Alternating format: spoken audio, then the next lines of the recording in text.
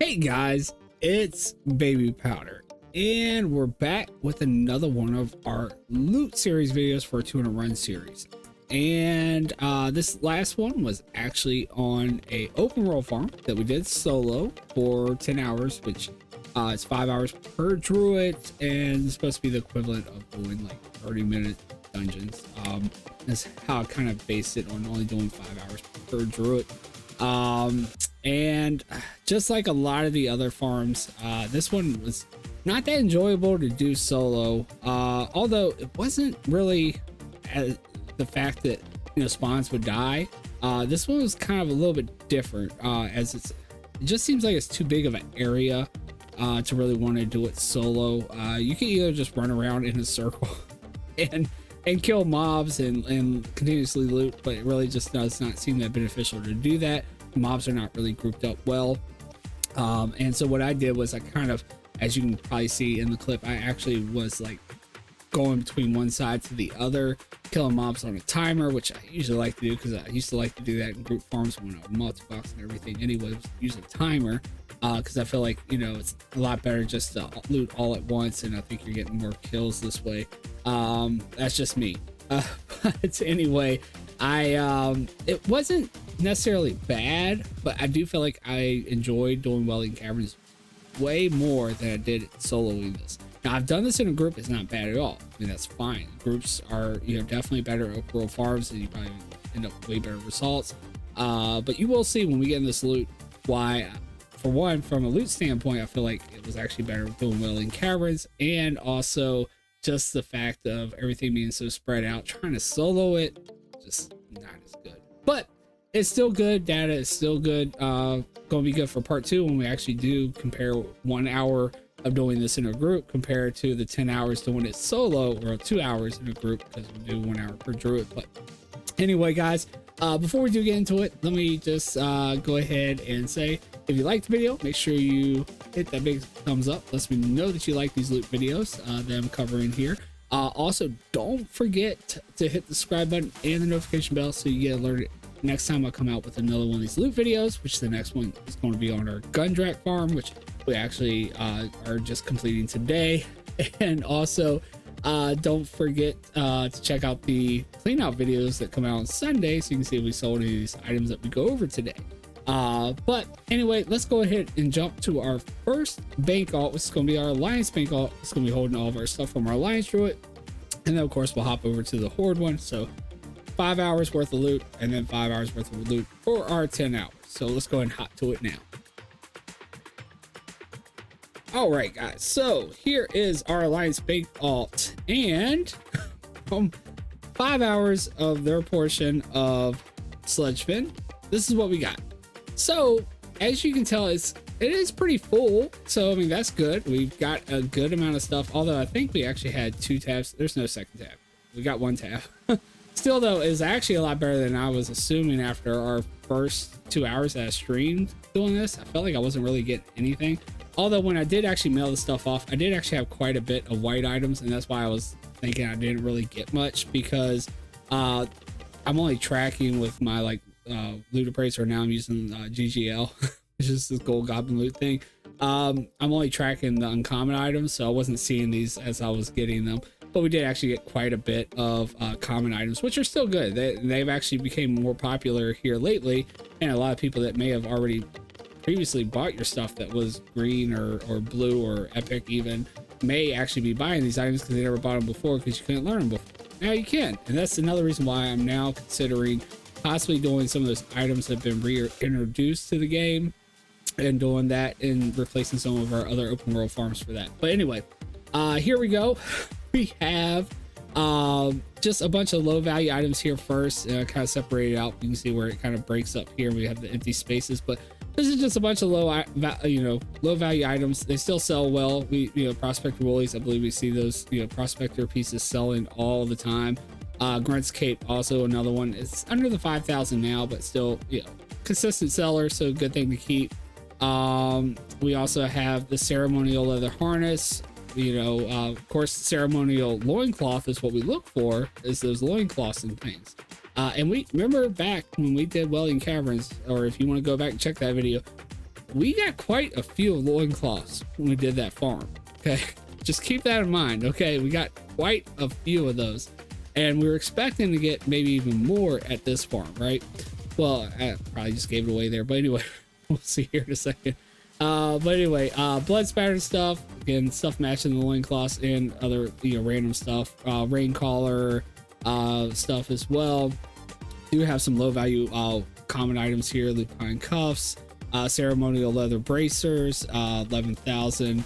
I'm not going to go through all this, but yeah, grizzly bracers, you know, lupine, war paint, all those kind of things. So still really good sellers, consistent sellers, and yeah, still nice things to keep for a low value bank haul. Then right here we do have our high value stuff. Okay, and we got grizzly jerkin just right there, but you see, I mean, the stuff does have very high sell rates. I mean, this was not super high, but 0.006 still not bad for a transmog piece. You know, almost 21,000 in value. Mystic wrap, this is definitely a good one, consistently sells, even though it's only 25,000, but it's still consistent. And then prospector cups at 19,000, under the 20,000, but still, you know, 0.010 sell rate, so not bad.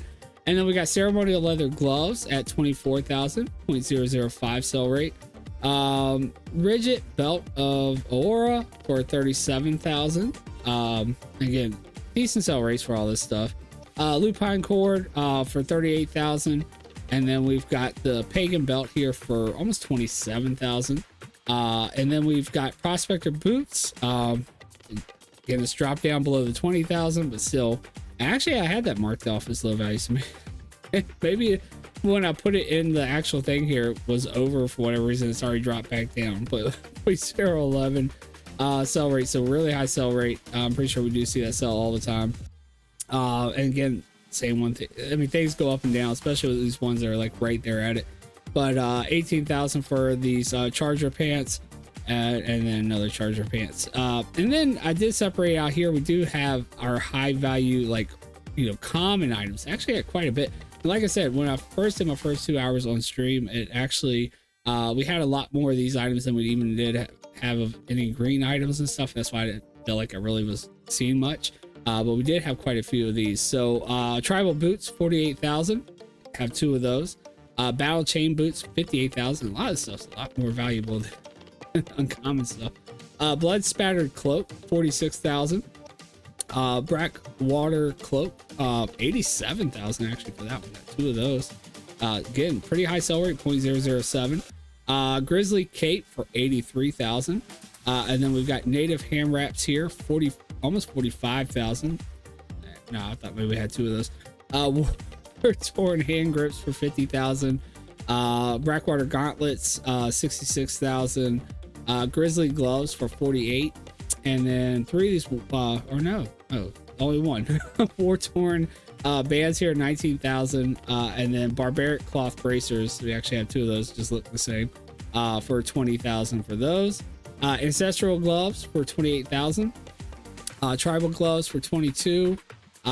Beaded gloves for 58,000. Battle chain gloves for 53, and then ceremonial leather belt for 37,000. The barbaric cloth belt for 57,000. And actually, I think I have sold this maybe on one of my other realms or anything, but yeah, not bad. You see, it does have a very high sell rate actually. Blackwater girdle for 65,000. The grizzly slippers here for 45. I have 2 of those. And then we have the war torn greaves for 49,000. Battle chain girdle. Actually, we see one of those earlier. No, maybe not. For 60,000. And then tribal belt. Or did I just go through all this? I think I did just go down that. Oh yeah, I did. Sorry, I'll just repeat all that. And then as far as the items that we really look for here are these right here. And you see, well, there's only 2 here. We did get the Aboriginal loincloths, like one of the lower value ones, and actually it was up to where it was like high value. It went down to 12,000. It was like right at like 22,000 or something like that, and now it's dropped back down. Still really good. It still sells super fast. I mean, you see it has a high sell rate. But now this may be the lowest one. It was way back before we did well in cameras. It was the lowest valued one, but then the blood spattered one became the lowest value one. But now this one may be below that one. And we got the, yeah, it is. This one's 13,000. We got the blood spatter loincloth right here, 13,000. Only got 2 of the low value ones. We didn't even get one of the high value loincloths, the ceremonial or the barbaric. Those are the higher value ones. And ceremonial is like the one that you really, really want. Although the barbaric's right up there with it. But yeah, just unfortunately, we only got 2 loincloths, and I know we had a whole bunch with Welling Caverns when we did that one, because I mean we were selling those for weeks, and we only ended up with 2, and we only ended up with the 2 lowest ones. So hopefully we have at least some of the high value ones over when we get to, you know, our horde bait tune. And as far as the only thing else we have left is a little bit of materials we have here, just some of the old gems. Not that many, unfortunately. We even have the one we have the most of is the shadow gems, which is like one of the lower valued ones. I mean, the lesser moonstone is the lowest, but yeah, been nicer if we at least had 8 of these instead of the shadow gems. But anyway, it is what it is. Still nice. We're gonna, you know, stock up our bank a little bit more, replace some items that may have sold already from way back when we did Welling Caverns. So it's nice to get some of these items back up on the auction house, as it's been a very long time since we did that farm. Just wish we could have gotten some more of these loincloths. So that's why I kind of say, even from a loot standpoint, it seems like Welling Caverns was a lot better. And also on top of that, we also got like the patterns from, you know, the for the like raptors or whatever. So that was really nice adding that. But we still got plenty of those, so we're okay with missing out on those. So, but anyway, let's go ahead and switch on over to our horde bait tune and see what our horde tune gave us for their 5 hours of doing this one. All right, guys, so here we are. We are now on our horde bank alt from our 5 hours of Sludgefen from our horde druid, and let's see how they compare to our alliance. And almost similar. Actually, looks like we got more loot from our alliance bank tune, although there may have been more of this low value stuff, although I don't know, the white here looks like it's a little less than we actually had as well. But really it matters what we got, so let's go ahead and take a look. We'll briefly go over the low value stuff again. If we have duplicates on one, not the other with the low value stuff, I don't typically trade it because it's just low value, but high value, it's kind of a different story. Grunt's cape, got a couple of those just like we did on the alliance. War paint cloak, 4 of those. I don't remember seeing those on the alliance, but 8,600 for those. Lupine cloak, actually that one's under 3,000. Decent silver, I don't know, we may actually get rid of that one. We'll see. Grunt's belt, 7,000. War paint waistband for 75. Aboriginal, 8,000. I don't want to go over every single one of these. Grizzly pants, some grizzly stuff. 13,000, actually almost 14,000. Not bad for a low value piece. Primal legs, I don't remember seeing those either. That one's actually almost 17,000. That's actually not bad. It's getting close to high value there. Outrunners pauldrons, I remember we still probably have a whole bunch of these, but yeah, I didn't remember seeing any of those on the alliance. Outrunners shield for 12. Actually, I don't remember seeing any shields either. Aboriginal robes, actually probably should be a pretty good one and sell really well. Don't recall if we had any of those over there either. We have 2 of those. Ceremonial leather harness, also again 7,000. Got 2 of those, so very nice. And yeah, just, you know, low value stuff, not bad. Just aboriginal, lupine, war paint, all that kind of stuff. And then our high value green items we have right here. Pathfinder guard for 23,000. So something a little bit different there. It actually kind of looks like the jade shield. It's like very similar to that. Battle chain vest, 29,000. Not bad. And then we've got the beat it wraps, 58,000. Actually really nice. We got 2 of those. Very nice. And then we got the ancestral tunic for 20,000. We got 3 of those. Actually, I don't remember seeing that on our alliance too, so we may have to actually trade. It's kind of odd. It seems like the times when we do sometimes get less on our horde tune than we do our alliance, but we have the duplicate high value items on our horde druids, so they get traded over. It ends up they actually have less to post anyway. But anyway, it is what it is. Ceremonial leather gloves, got 2 of those, 24,000. Prospector's sash, and Prospector's is always good, 25,000 for that. Wrangler's leggings for 23,000. And then we got the ancestral woolies, definitely a really good item. Actually kind of looks similar to like the loincloths. 29,000 for that. Prospector boots, 19,000. Thick scale cloak, really nice actually. I don't even know if I noticed this one. I'll put this in there. 274,000. Of course, I don't think we'll actually know if we'll actually get that out of it, but still really nice. Decent sell rate for such a high value item, 0.003. So yeah, not bad at all. Again, if we can even get half the value of these items, it's really good. KB cloak cape, 20,000. Dokkaebi cloak, yeah, so 20,000 for that one. Then we've got our common items, and we have the war torn beads, 19,000. Grizzly gloves at 48. Brackwater gauntlet, so seeing basically the same stuff, 66. Ceremonial leather belt for 37. Barbaric cloth belt for 57,000. Really high sell rate. War torn girdle, 26. And then we've got the grizzly belt for 68. Tribal belt for 58,000. Ceremonial leather ankle guards for 57. The grizzly slippers, I only had one over here, 45,000. Tribal boots for 48,000. And then, yeah, all three the same. Native sandals, have 3 of them for 50,000. And then one more, chargers boots for 61. And then once again, our loincloths, we only have 2. So, you know, yeah, one getting unlucky and only getting 2, that's one thing. But then we have another one that got unlucky and only got 2. And it's like, really? Really? So yeah, Welling Caverns, if you're going to do it solo, I would really suggest that. But, you know, of course, if you can get a group, this farm is great. This farm is great if you can get a group. But anyway, blood spattered loincloth, again, the lower value one, 13,000. Although it's nice, we're adding another one to this, you know, this bank alt over here.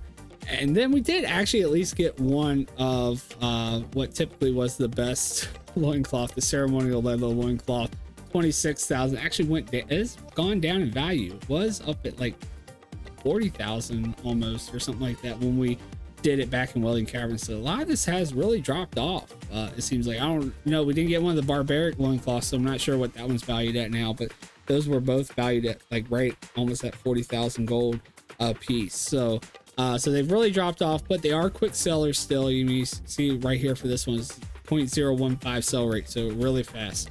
And then again, just some of those old gems for the materials. But anyway, guys, that is what we got from doing Sludgefen for 10 hours solo, 5 hours with each druid. Not, you know, it's gonna be nice to get these type items back up on the auction house. May even have some different type items, because I definitely don't remember getting like a thick skill from doing Welling Caverns. But honestly, I still think I'm going against what I will have said back in the day when I used to multi-box. I used to say I'd rather solo an open world farm for these kind of items than actually do Welling Caverns, because I felt like it really made no sense to do. But then I actually thought Welling Caverns was a little bit better just for those, you know, patterns that you would get from like the raptors and the bags that you open, because you get like 3 different patterns. So I thought that made it a little bit more valuable at least, and plus there's the pet too. But honestly, now I'm thinking with the loincloths, we got so many more loincloths when we did Welling Caverns doing the dungeon. So for basically the same amount of time spent, maybe a little bit longer, just, you know, because of porting in and out of the dungeon and stuff, but still it's about the same amount of time, and got way more as far as the main item you're looking for, which is the loincloths. So yeah, in this, you know, I've done this in a group before and it is great, but doing it solo, I wouldn't really recommend. Definitely would recommend doing Welling Caverns instead, but it is good data. It's going to be good to compare when we actually do our, you know, part 2, where we do just 2 hours of this farm compared to the 10 with doing, you know, running our druids through a group. with this farm and comparing what we, the difference was for the time spent and everything. So anyway, I hope you guys still like this video. If you did, make sure you smash the big thumbs up. Let me know that you guys liked it. And also don't forget to subscribe and hit the notification bell so that way you don't miss the next one, and don't miss the clean out on Sunday to see if we actually sold any of these items, as we will be posting it now that we made the loot video. But anyway, guys, that is going to conclude this loot video for Sludgefen. Next one will be on Gundrak, so hopefully you guys are looking forward to that to see whether or not we got any extra light bows, see if maybe we got some of the lumberjack patterns and things like that, and or whatever else we may have gotten from doing Gundrak for 200 runs. But yeah, I did want to get back into a Wrath dungeon. I know we did an open world farm not too long ago, but it actually has been a little while since we did it. But yeah, I did want to get back into at least one more Wrath farm, and Gundrak was the one that was chosen. I was originally thinking the Halls of Lightning, but it was chosen to do Gundrak, so that's what we did. And yeah, that'll be the next one. But anyway, guys, that's going to do it for me for now. Hope to see you all in the next video, and take care, guys.